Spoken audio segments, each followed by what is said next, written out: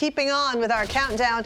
We go to number 32 and Mitch Marner in Toronto. He actually ranked 16th last year on our top 50 list and 15th the year before that. So this is a pretty big departure from the norm that we've seen for him in our top 20. Now he's at 32. Why do you think he dropped off so much? Well, I think it's been a bit of a step backward. This is, elite level players, they're prone to have this happen from time to time.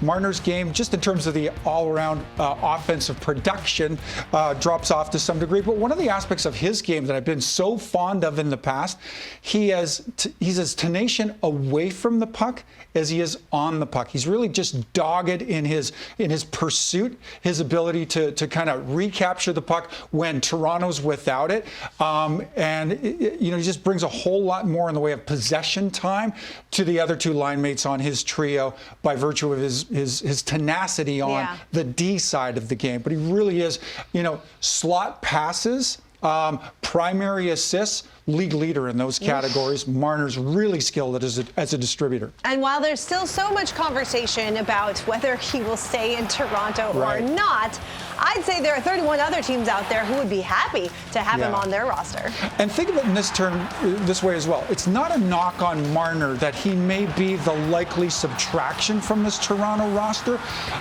You got to give up somebody meaningful if you want to get a meaningful assets or player in return.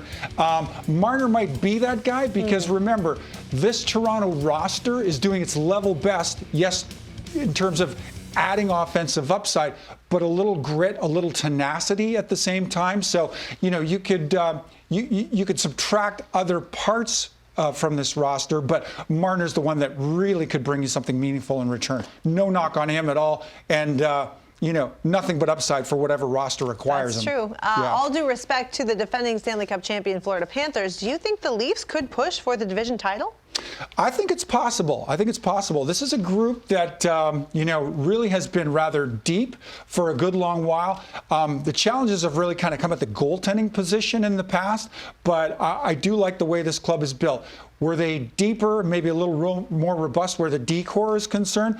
I think Toronto's a club that could threaten for a top spot. Okay. No question about it. And I did want to give respect to the Florida Panthers in that division because I think they're the presumptive favorite to win the division. They've earned that right. And maybe then some as well.